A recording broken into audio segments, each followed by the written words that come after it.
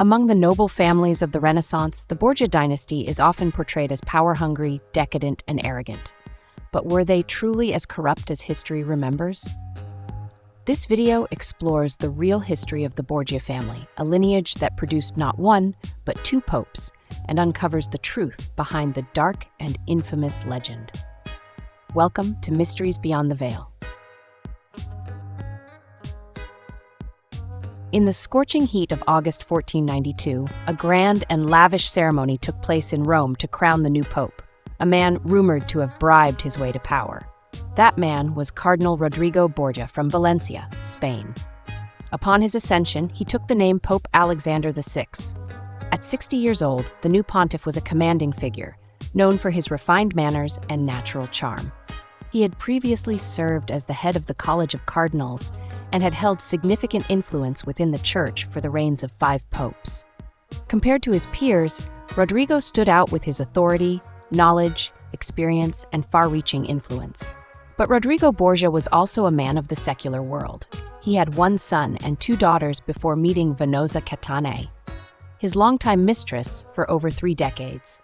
With her, he fathered 4 more children: Cesare, Juan, Lucrezia, and Goffredo. He publicly acknowledged them all. Each of them, intelligent and ambitious, led lives filled with controversy in their own unique ways, and together, they became the central figures in the notorious scandals that would forever define the Borgia name. What became known as the Black Legend surrounding the Borgia family was, in many ways, a weapon crafted by their countless enemies, most of them being old and powerful Italian families who saw the Borgias as outsiders. Just 2 years after Rodrigo became pope, both France and Spain invaded Italy. Many Italian families accused the pope of inviting foreign powers and blamed him for the chaos. Rumors began to spread, including one that Rodrigo had poisoned rivals to seize the papacy. Yes, the Borgias were ruthless in their pursuit of power, but in the ruthless world of Renaissance politics, that was hardly unusual. What made the difference was how their enemies exaggerated, distorted, and weaponized every act. The most infamous rumor of all was the alleged incestuous relationship within the Borgia family, between Lucrezia and her brother Cesare, or even with their father, Rodrigo himself. This scandal was fueled by Giovanni Sforza, Lucrezia's first husband, after Pope Alexander annulled their marriage. When a mysterious child appeared in the Borgia household with no known parentage, the gossip only grew louder. The boy was later declared to be Cesare's son, but many believed, and still believe, that he could have been the child of Cesare and his sister Lucrezia, or even worse, the Pope's own child with his daughter. Although most of these tales stem from rumors and hearsay, the black legend of the Borgias has endured, captivating the world with its dark charm ever since. Rodrigo Borgia and his notorious dynasty. Rodrigo Borgia was a devoted and attentive father, yet his ambitions for his children were always a careful blend of affection and calculated strategy. Every member of the Borgia family was expected to play a role in the grand plan, contributing to the family's rise in power, wealth, and influence.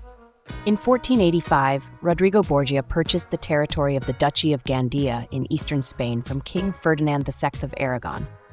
He then arranged for his eldest son, Pier Luigi, to be betrothed to Maria Enriquez de Luna, a cousin of King Ferdinand. This marriage alliance laid a solid foundation for Rodrigo's political influence in Valencia and the surrounding region.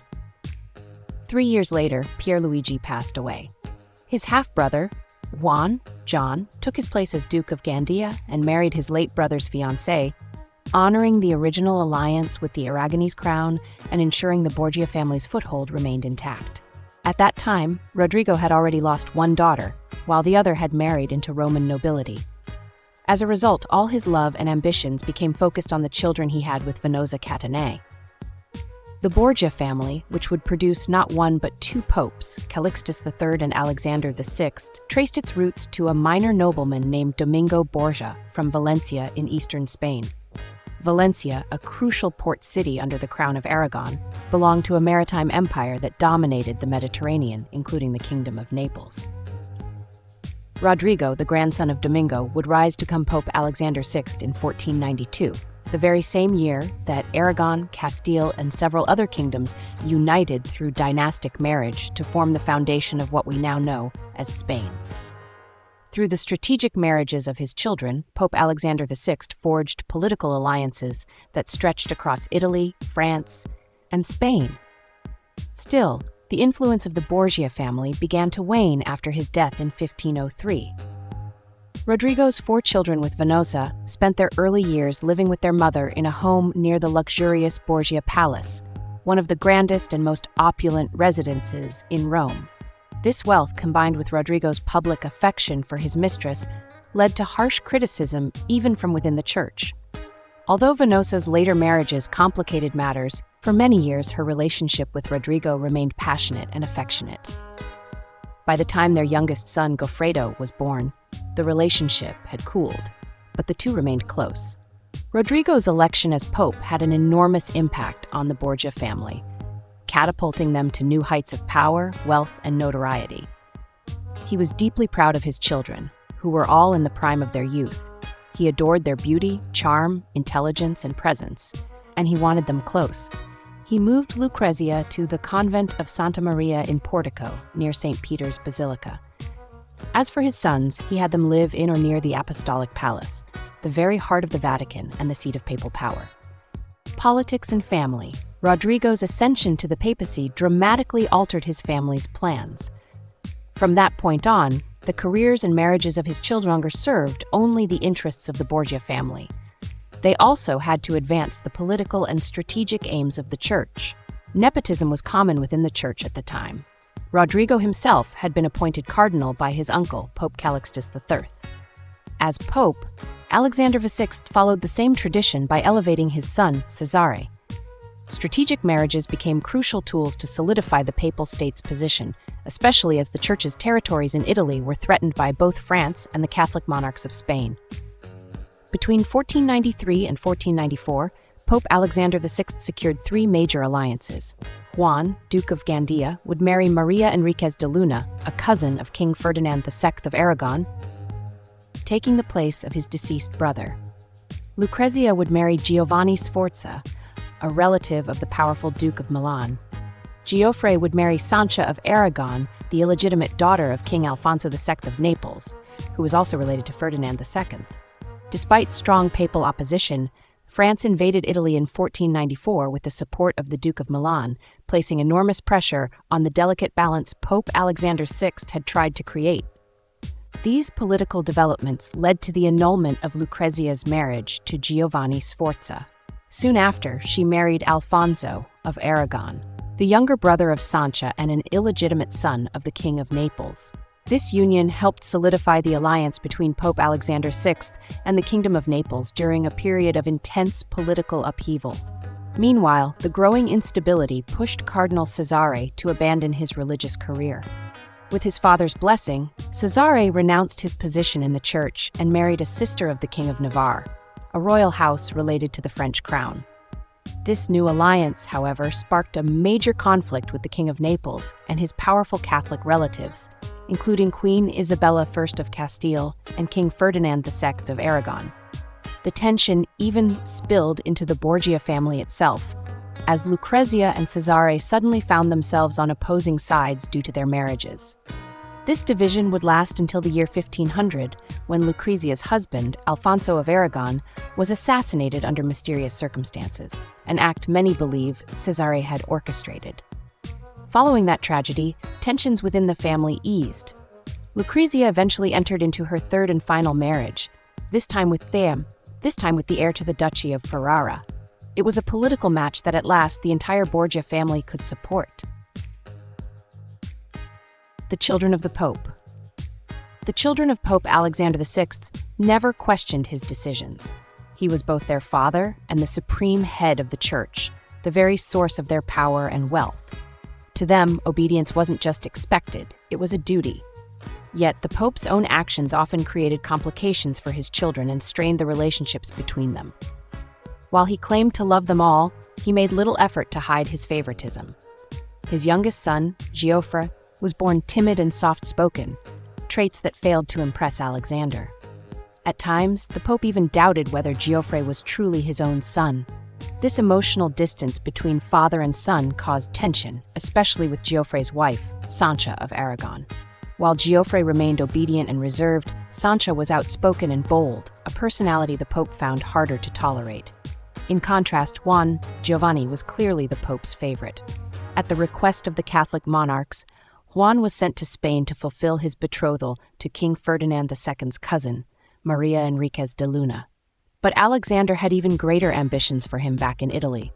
He bestowed upon Juan prestigious titles, lands, and immense wealth, preparing him for a glorious future. Though Juan didn't always follow his father's commands to the letter, he had a charming way with words that often won the Pope over. But in 1497, tragedy struck. Juan returned to Rome and was soon after found dead, stabbed by an unknown assassin. His lifeless body was dumped into the Tiber River. The death shattered Pope Alexander VI. In front of the entire church, he wept and cried out, "I would give the lives of 7 popes to bring him back." Cesare Borgia, the warrior prince of the papacy. From the very beginning, Cesare Borgia served the church as a cardinal, loyally supporting Pope Alexander VI, his father, in both religious and political matters. A diplomat named Gianandrea Boccaccio once described Cesare as a man of natural talent and outstanding character. He carries himself like a true prince. It was clear that Pope Alexander saw in Cesare the potential to become the 3rd pope from the Borgia family. For that reason, he didn't immediately accept Cesare's wish to abandon his religious path, even though Cesare claimed he was unsuited to the role.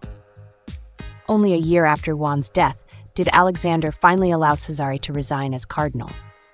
Cesare admired his father as a master of political strategy and the ever-shifting alliances of Renaissance Italy. The two shared many ambitions, but Cesare also understood that time was running out. The Pope was aging and his health was fading. As commander of the papal armies, Cesare led military campaigns across central Italy, conquering cities one by one. His ultimate goal was bold, to create an independent Borgia state. But this ambition alarmed even his allies. Many began to resent him, not only for his power, but for the speed and ruthlessness with which he pursued it.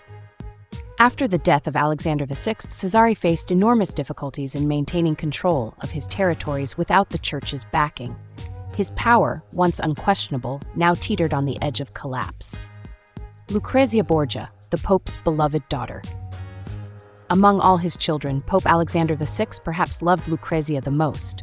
Known for her beauty, grace, and charm, Lucrezia shared an exceptionally close bond with her father. But even that love came with a cost. Her first marriage was to Giovanni Sforza, a relative of the powerful Duke of Milan. Politically motivated, the union was a disaster. It ended in annulment and bitterness. In revenge, Giovanni spread scandalous rumors that Lucrezia had committed incest with either her father or her brother Cesare. Though the Borgia family strongly denied these accusations, the rumors endured and were widely believed. Despite her affection for her father, Lucrezia soon realized that his influence, while powerful, could be suffocating. He could hurt her just as easily as he could help her. As long as he controlled her life, peace would always remain out of reach. After her second husband, Alfonso of Aragon, was murdered, likely under Cesare's orders, Lucrezia married for a 3rd time. Her new husband, Alfonso d'Este, heir to the Duchy of Ferrara, Modena, and Reggio, offered her a chance to escape Rome and its dark political intrigues. Pope Alexander VI, fully aware of the political benefits this union would bring to the Borgia family, approved the marriage. At last, Lucrezia found some measure of stability, far from the shadows of the Vatican. The Borgia children: love, rivalry, and betrayal. Wherever the children of Pope Alexander VI and Venozia Catanei went, there was laughter, music, and a dazzling air of wit and charm. But not everything was as perfect as it seemed. Simple sibling quarrels gradually turned into deep rivalries. Among them, it was Lucrezia who often kept the family from falling apart completely.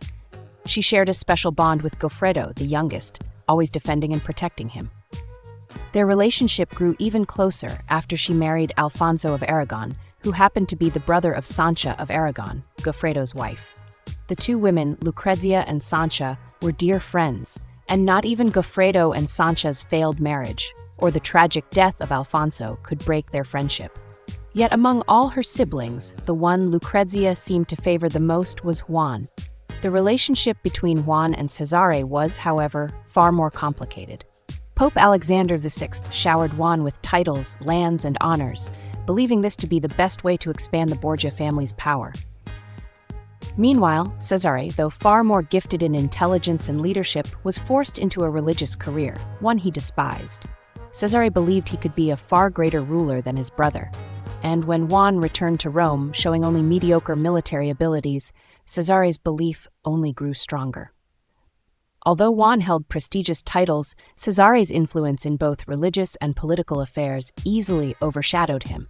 In fact, it was Cesare who was appointed as papal legate to oversee the coronation of Federico II, the new king of Naples, a role that required immense power and trust.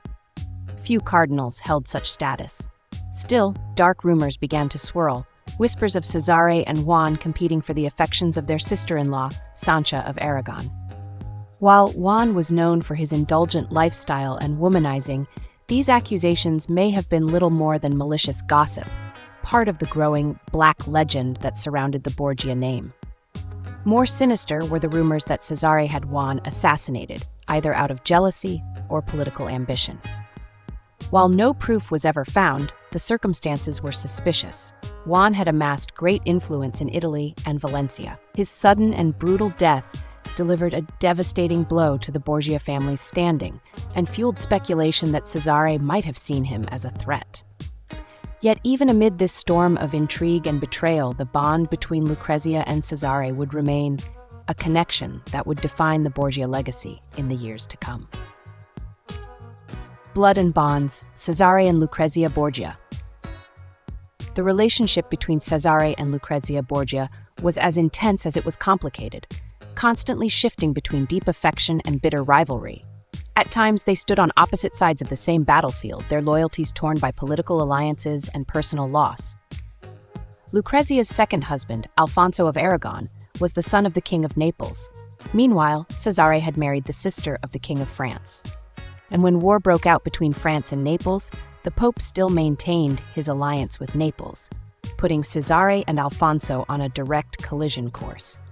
Tensions between the two men reached a boiling point. Then, in the summer of 1500, while Alfonso was still recovering from an earlier assassination attempt, he was murdered in his bed, almost certainly on Cesare's orders. Cesare, for his part, accused Alfonso of trying to kill him first, even claiming he had to fire a crossbow in self-defense. The true events remained shrouded in mystery, but one thing was clear: this murder left a deep scar in Lucrezia's heart. Despite this, when Cesare's fortunes began to crumble after the death of their father, Lucrezia did not abandon her brother. Now the Duchess of Ferrara, she used her position to send him money, weapons, and political support. She even pleaded directly with Ferdinand II of Aragon, who was holding Cesare captive, asking for his release. Thanks to her efforts, Cesare escaped to Navarre, where he continued to fight, until he met his end in 1507, dying as a military commander on a foreign field. His death devastated Lucrezia. Despite all the darkness surrounding their family, she had always loved her brother deeply. In many ways, the Borgia family members were reflections of each other: ambitious, clever, charming, and tragically flawed. Though their actions were often no different from those of other noble families of the Renaissance, they became the subject of endless rumors and scandal. Enemies of the papacy, opportunistic chroniclers, and rival dynasties all contributed to what would become known as the Black Legend of the Borgias. Even if history tells us a far more nuanced story, the sensational myths have endured, echoing through centuries, long after the true voices of Cesare, Lucrezia, and Alexander VI have been lost to time. Thank you for watching until the end of the video. If you found it interesting, don't forget to like, subscribe, and turn on the notification bell so you won't miss the next mysteries waiting beyond the veil. See you in the next mysterious journey.